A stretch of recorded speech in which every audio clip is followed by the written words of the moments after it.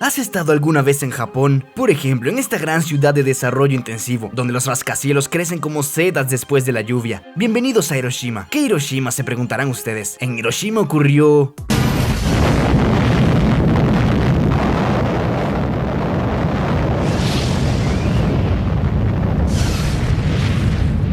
Muy bien, entonces, aquí hay otra ciudad japonesa, Nagasaki. Sí, Nagasaki también... Podría ser que los residentes actuales de estas ciudades hayan sido engañados deliberadamente y no sean conscientes del peligro. Debemos informar urgentemente a los japoneses de que viven en una zona de radiación mortal. Pero antes de llamar a los servicios de emergencia, recordemos lo que sabemos sobre la radiación en general. Es una propiedad bastante común de la materia. El Sol es algo así como una bomba de hidrógeno gigante que emite fotones en una amplia gama, iones y también rayos gamma, es decir, radiación. La fuerza que calienta la Tierra desde adentro, desde el llamado núcleo de la Tierra, puede tener algo que ver con la desintegración nuclear de los elementos transuránicos pesados. La radiación es emitida por el suelo, los cuerpos vivos y algunos dispositivos médicos. Resulta que la radiación está a nuestro alrededor y penetra en nuestro cuerpo. A veces se oye la frase fondo radioactivo natural. En algunos lugares es solo 15 milésimas de miliröntgen por hora, en algún lugar 10 veces más, y también se considera natural. Sin embargo, es más probable que los altos niveles de radiación en la naturaleza sean tan naturales como el contenido natural de metales pesados en masas de agua a las que llegan los residuos de las fábricas. Imagínense lo que ocurriría si 209 ojivas nucleares con una potencia combinada de unos 250 megatones se detonan en un área de unos 6 millones de millas cuadradas. Podría decirse que sería el fin del mundo. Sin embargo, ¿qué opinas de las cifras oficiales de que entre 1949 y 1963 ese fue el número de proyectiles nucleares que bombardearon la Unión Soviética?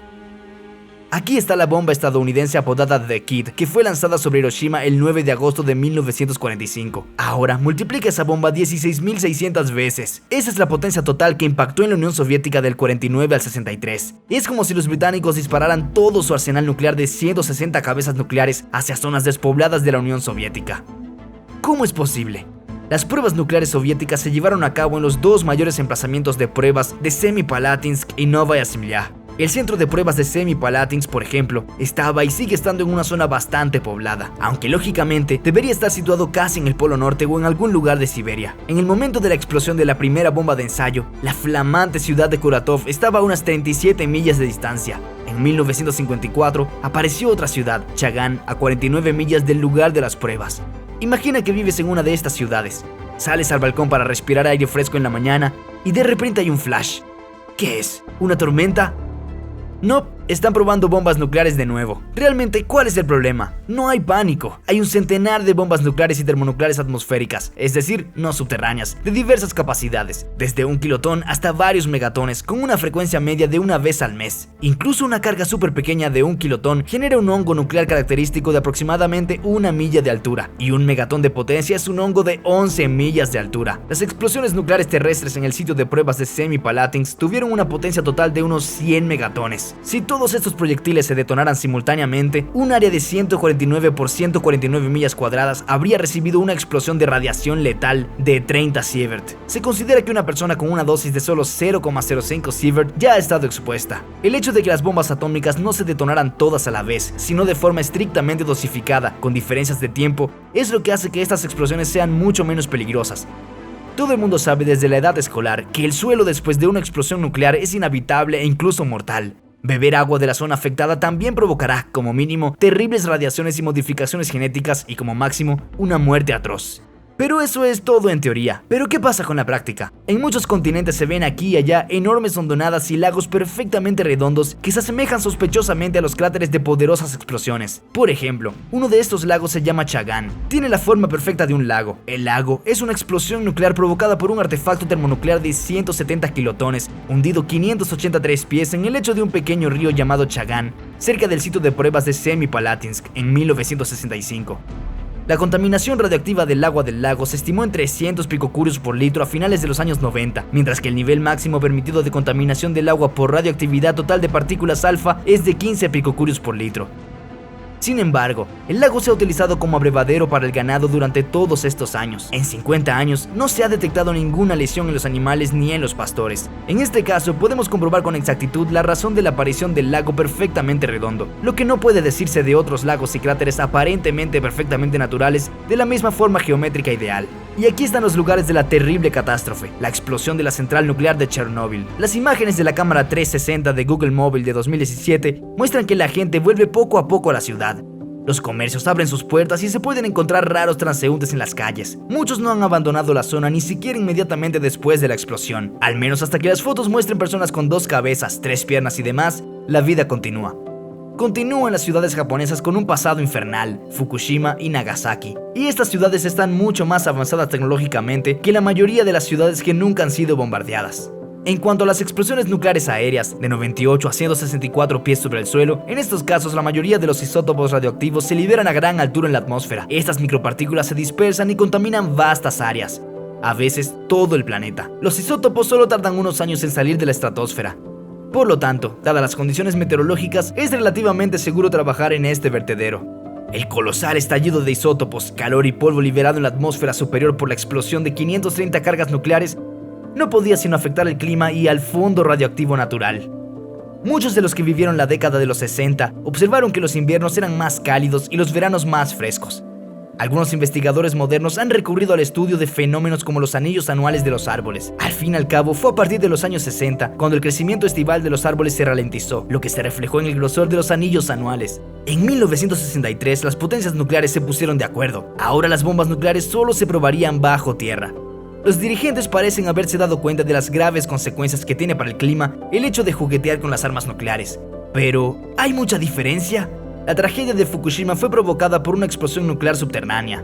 Recordemos ahora esto. En la primera mitad del siglo XX, cuando la radioactividad era poco conocida, el radio y el torio se consideraban medicinales. Se añadían a medicamentos, ungüentos y cosméticos como polvos y cremas faciales. Los metales radioactivos se utilizaban para hacer compresas e incluso una especie de activador del agua. Poner el radio en el agua durante la noche y beberlo por la mañana pensaban que era de gran utilidad. ¿Qué le ocurrirá a un hombre si ingiere pequeñas dosis de radio 226 y radio 228 mezcladas con agua destilada? Casi con toda seguridad, responderá que no vivirá mucho tiempo y que su muerte será dolorosa. Aquí, por ejemplo, están las pastillas Raditor. Uno solo de estos bebés irradiaba a una persona alrededor de 1 microcurie. Se consideró útil tomar estos aditivos alimentarios y no se observaron muertes masivas ni enfermedades repentinas por radiación. Como se dice, todo en su justa medida. Mientras tanto, las píldoras Radiator se hicieron famosas porque en 1932 mataron a Evan McBurney Byers, un atleta estadounidense que bebió unos 1400 frascos, obteniendo una dosis de radiación 3 veces superior a la letal. Como resultado, después de 3 años de tomar estas píldoras, perdió todos sus dientes, parte de su mandíbula. Sus huesos se volvieron irrealmente blandos. Tras otros 2 años, Byers falleció.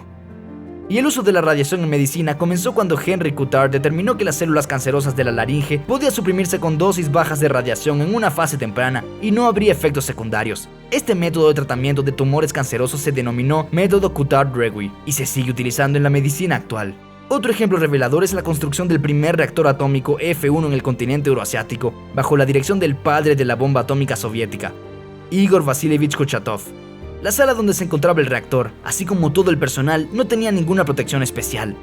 Pero lo más interesante es que el propio reactor fue montado y desmontado varias veces, a mano en el sentido literal de la palabra. Se insertaron pequeños cilindros de metal radioactivo en bloques de grafito prácticamente con las manos desnudas, sin ninguna protección especial.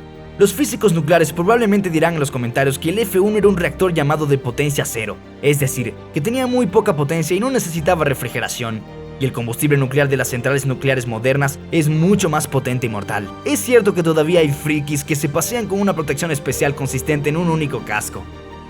¿Y qué es la radiación? ¿Es tan peligrosa como cree la mayoría? Conozcan a Helen Windsor, una de las mayores físicas nucleares de su tiempo. Escuchemos lo que tiene que decir. Esta piedra es de Colorado. Es uranio altamente enriquecido, radioactivo. Cuando leí sobre el uranio altamente enriquecido, era tan radioactivo que no se podía transportar y había que eliminarlo in situ. Genial. Hablemos un poco de la radiación.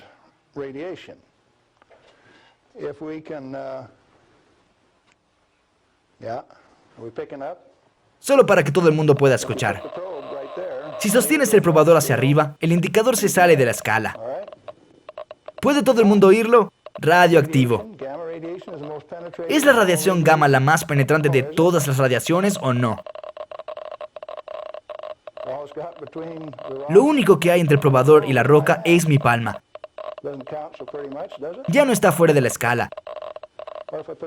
Y si te pones la piedra a la espalda,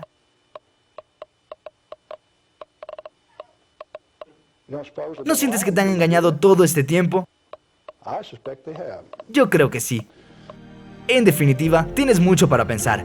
Si tienes alguna idea, escríbela en los comentarios. Si crees que este video es digno de tus likes, regálanos uno. Eso es todo por hoy. Nos vemos en otra edición de Sedición.